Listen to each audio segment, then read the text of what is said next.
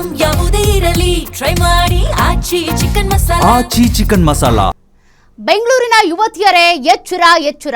Mobile repair ಕೊಡೋ ಮುನ್ನ ಹುಷಾರಾಗಿರ್ಬೇಕು. Repair ನೆಪದಲ್ಲಿ ಆತ ಏನ್ ಮಾಡ್ದ ಗೊತ್ತಾ? ಆ ಸ್ಟೋರಿಯ ಕಂಪ್ಲೀಟ್ ಡೀಟೇಲ್ಸ್ ಇಲ್ಲಿದೆ.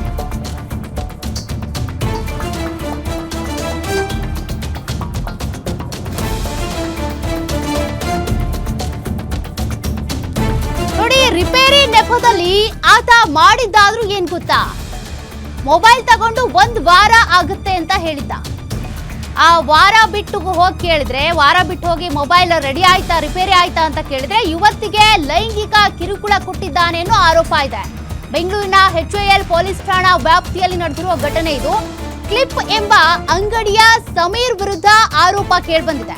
ನೀನು ನನ್ನನ್ನ ಅಣ್ಣ ಅಂತ ಕರಿಬೇಡ ಅಂತ ಸಮೀರ್ ಹೇಳಿದ್ನಂತೆ.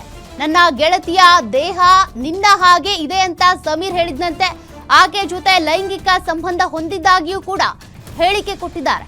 ಇನ್ನು ಈ ಮೂಲಕ ಯುವತಿಯನ್ನ ಲೈಂಗಿಕತೆಗೆ ಪ್ರಚೋದಿಸಿದ್ದ ಆಸಾಮಿ ಅನ್ನೋ ಆರೋಪ ಇದೆ. ಡೀಟೇಲ್ಸ್ ಕೊಡ್ತಾರೆ ಕ್ರೈಮ್ ರಿಪೋರ್ಟರ್ ಗಿರೀಶ್. ಮೊಬೈಲ್ ಅನ್ನ ನಾವು ಯಾವ್ಯಾವುದೋ ಅಂಗಡಿಗೆ ರಿಪೇರಿಗೆ ಅಂತ ಕೊಟ್ಬಿಡ್ತೀವಿ, ಬಟ್ ಮೊಬೈಲ್ ರಿಪೇರಿ ಕೊಡೋಕ್ಕೂ ಮುನ್ನ 100 ಸಲ ಯೋಚನೆ ಮಾಡ್ಬೇಕಾ ಅಂತ ಈ ಪ್ರಕರಣಕ್ಕೆ ಸಂಬಂಧಪಟ್ಟಂತೆ ಏನ್ ಡೀಟೇಲ್ಸ್ ಇದೆ? ಖಂಡಿತವಾಗಿ ಸೌಖ್ಯ, ಈ ಒಂದು ಕೇಸ್ ಅನ್ನು ನಾವು ನೋಡ್ತಾ ಹೋಗೋದಾದ್ರೆ ಮೊಬೈಲ್ ನ ರಿಪೇರ್ಗೆ ಕೊಡೋ ಮುಂಚೆ 1000 ಬಾರಿ ಯೋಚನೆ ಮಾಡ್ಬೇಕು ಅನ್ನೋ ಪ್ರಶ್ನೆ ಎದುರಾಗ್ತಾ ಇದೆ. ಯಾಕಂದ್ರೆ ಈ ಒಂದು ಕೇಸ್ ನಲ್ಲಿ ಏನು ಸಂತ್ರಸ್ತ ಯುವತಿ ಇದ್ದಾರೆ, ಅವರು ಅಂಗಡಿಗೆ ಹೋಗಿ ತಮ್ಮ ಮೊಬೈಲ್ ಡಿಸ್ಪ್ಲೇ ನ ರಿಪೇರ್ಗೆ ಕೊಡ್ತಾರೆ. ಆದ್ರೆ ಅದೇ ಒಂದು ಉದ್ದೇಶವನ್ನ ತನ್ನ ದುರುದ್ದೇಶಕ್ಕಾಗಿ ಬಳಸಿಕೊಳ್ಳುವ ಅಂಗಡಿಯ ಸಮೀರ್ ಹಾಗೂ ನೌಷದ್ ಎನ್ನುವ ಇಬ್ಬರು ಸಿಬ್ಬಂದಿ ಏನಿದ್ದಾರೆ, ಅವರು ಅಶ್ಲೀಲವಾಗಿ ಅವರ ಜೊತೆ ಮಾತನಾಡೋದಕ್ಕೆ ಶುರು ಮಾಡ್ತಾರೆ. ಮೊದಲನೇದಾಗಿ ನಿಮ್ಮ ಮೊಬೈಲ್ ರಿಪೇರಿ ಮಾಡ್ಲಿಕ್ಕೆ 1 ವಾರಗಳ ಸಮಯ ಬೇಕು ಅಂತ ಹೇಳ್ತಾರೆ. ನಂತರದಲ್ಲಿ 1 ವಾರ ಬಿಟ್ಟು ಯುವತಿ ವಾಪಸ್ ಅಂಗಡಿಗೆ ಹೋಗುವ ಸಂದರ್ಭದಲ್ಲಿ ನನ್ನ ಗರ್ಲ್ ಫ್ರೆಂಡ್ ನೋಡೋದಕ್ಕೆ ನಿಮ್ಮ ತರವೇ ಇದ್ದಾರೆ, ನಾನು ಅವರೊಂದಿಗೆ ಸಾಕಷ್ಟು ಬಾರಿ ಅನುಚಿತವಾಗಿ ವರ್ತನೆಯನ್ನ ಮಾಡಿದ್ದೀನಿ, ಮುಂದುವರೆದಂತೆ ಸಾಕಷ್ಟು ಹೇಳಿಕೆಯನ್ನ ನೀಡ್ತಾರೆ.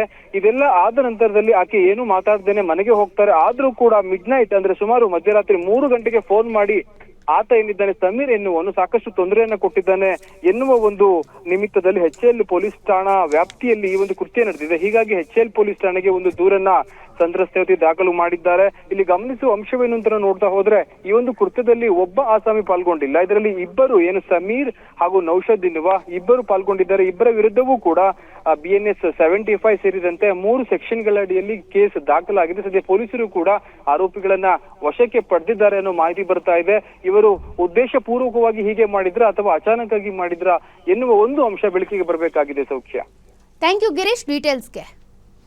ನಿಮ್ಮೂರಿನಿಂದ ವಿಶ್ವ ಮಟ್ಟದವರೆಗೆ ರಾಜಕೀಯ, ಸಿನಿಮಾ, ಸ್ಪೋರ್ಟ್ಸ್ ಯಾವ ಸುದ್ದಿಯೂ ಮಿಸ್ ಆಗಲ್ಲ.